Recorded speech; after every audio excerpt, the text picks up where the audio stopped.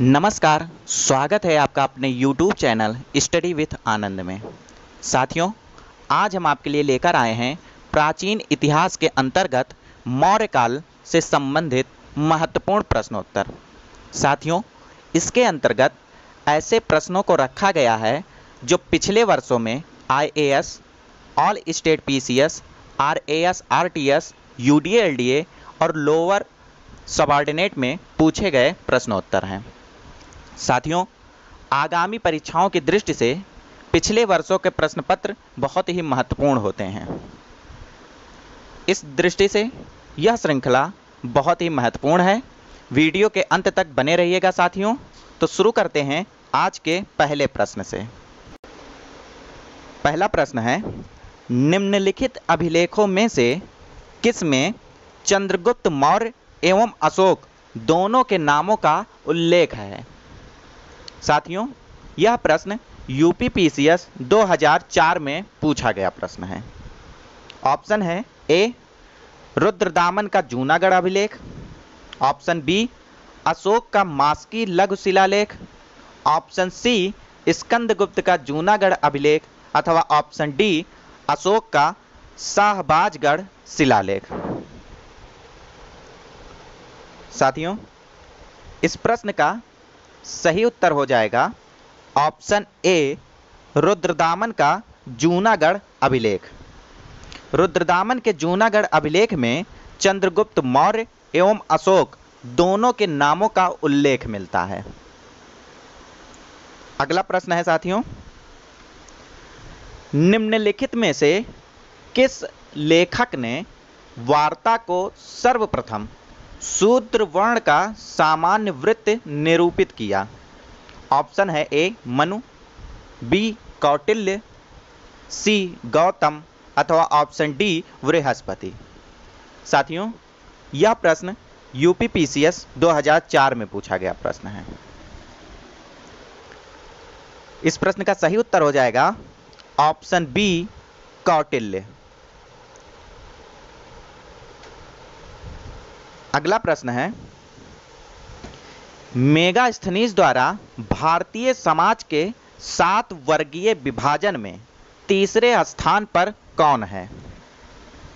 Option है ए, व्यापारी, B, कृषक, सी, योद्धा अथवा ऑप्शन डी, दार्शनिक। इस प्रश्न का सही उत्तर हो जाएगा साथियों ऑप्शन ए, व्यापारी।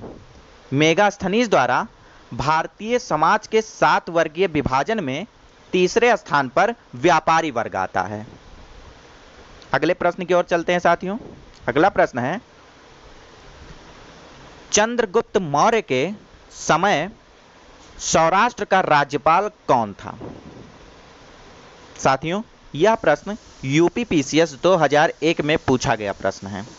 इसके ऑप्शन है ए, बिंदुसार, बी, अशोक, सी, वैश्य पुष्यगुप्त अथवा ऑप्शन डी, यवनराज तुषास्फ।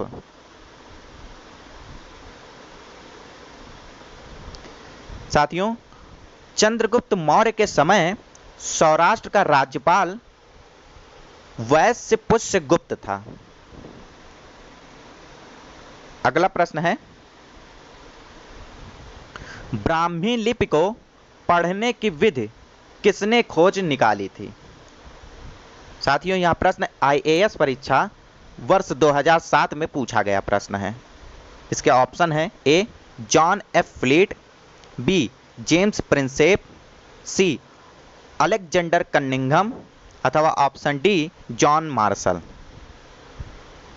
साथियों, ब्राह्मी लिपि को पढ़ने की विधि सर्वप्रथम जेम्स प्रिंसेप ने खोजी थी। अगले प्रश्न की ओर चलते हैं। अगला प्रश्न है, निम्न में से कौन सा एक अशोक का अभिलेख इसिला नामक प्राचीन नगर का उल्लेख करता है? ऑप्शन ए, मास्की शिलालेख, बी, पांगोरिया, सी, उद्देगोलम अथवा ऑप्शन डी, ब्रह्मगिरी। साथियों, यह प्रश्न आईएएस परीक्षा वर्ष 2006 में पूछा गया प्रश्न है। इस प्रश्न का सही उत्तर हो जाएगा ऑप्शन डी, ब्रह्मगिरी। अशोक के ब्रह्मगिरी अभिलेख से इसिला नामक प्राचीन नगर का पता चलता है।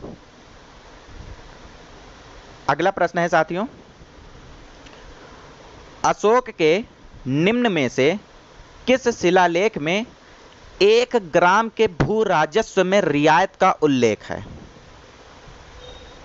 ऑप्शन है ए, लुम्बिनी का स्तंभ लेख, बी, सारनाथ का स्तंभ लेख, सी, गिरनार का स्तंभ लेख, अथवा ऑप्शन डी, सांची का स्तंभ अभिलेख। यह प्रश्न भी साथियों आईएएस परीक्षा वर्ष 2002 में पूछा गया प्रश्न है। इस प्रश्न का सही उत्तर हो जाएगा ऑप्शन ए, लुम्बिनी का स्तंभ लेख। अशोक के लुम्बिनी के स्तंभ लेख से 1 ग्राम के भू राजस्व में रियायत का उल्लेख प्राप्त होता है। अगला प्रश्न है साथियों, मौर्य शासक बिंदुसार द्वारा निम्नलिखित में से किससे सूखी अंजीर, अंगूर की मदिरा तथा एक यूनानी दार्शनिक भेजने को कहा था? यह प्रश्न यूपी लोअर सबऑर्डिनेट वर्ष 2003 में पूछा गया प्रश्न है। ऑप्शन है ए, सीरिया का एंटियोकस प्रथम, बी, एपिरस का अलेक्जेंडर, सी, मिस्र का टॉलेमी फिलाडेल्फस, अथवा ऑप्शन डी, उपर्युक्त में से कोई नहीं। साथियों, मौर्य शासक बिंदुसार द्वारा सीरिया के एंटियोकस प्रथम से सूखी अंजीर, अंगूर की मदिरा तथा एक यूनानी दार्शनिक भेजने को कहा गया था, इसलिए इसका ऑप्शन ए सही होगा, सीरिया का एंटियोकस प्रथम। अगला प्रश्न है, चंद्रगुप्त मौर्य के शासनकाल में गोप नामक अधिकारी का क्या कार्य था? ऑप्शन ए, वह जनपद का प्रभारी था, बी, वह एक ग्राम समूह का प्रभारी था, सी, वह द्रोणमुख का प्रभारी था, अथवा ऑप्शन डी, वह एक नगर परिषद का अध्यक्ष था। इस प्रश्न का उत्तर हो जाएगा साथियों ऑप्शन बी, वह एक ग्राम समूह का प्रभारी था। अगले प्रश्न की ओर चलते हैं। अगला प्रश्न है, अशोक द्वारा कलिंग पर आक्रमण की जानकारी का निम्न में से कौन सा महत्वपूर्ण स्रोत है? साथियों, यह प्रश्न एमपीपीसीएस वर्ष 2006 में पूछा गया प्रश्न है। इस प्रश्न का सही उत्तर हो जाएगा ऑप्शन सी, 13वां शिलालेख। अशोक के 13वें शिलालेख से अशोक द्वारा कलिंग पर आक्रमण की जानकारी प्राप्त होती है। अगला प्रश्न है, अपने पिता बिंदुसार के शासनकाल में अशोक ने किस क्षेत्र में विद्रोह का दमन किया था? ऑप्शन ए है प्राच्य, बी, तक्षशिला, सी, मध्य प्रदेश, अथवा ऑप्शन डी, दक्षिणापथ। साथियों, यह प्रश्न एमपीपीसीएस वर्ष 1999 में पूछा गया प्रश्न है। इस प्रश्न का सही उत्तर हो जाएगा साथियों ऑप्शन बी, तक्षशिला। अपने पिता बिंदुसार के शासनकाल में अशोक ने तक्षशिला में हुए विद्रोह का दमन किया था। अगला प्रश्न है, बिंदुसार की मृत्यु के समय अशोक कहाँ का प्रांतपति था? साथियों, यह बहुत ही महत्वपूर्ण प्रश्न है, कई बार परीक्षाओं में यह प्रश्न पूछा गया है। यह प्रश्न छत्तीसगढ़ पीसीएस वर्ष 2006 में पूछा गया प्रश्न है। ऑप्शन है ए, तक्षशिला, बी, तोसाली, सी, सौराष्ट्र, अथवा ऑप्शन डी, उज्जैन।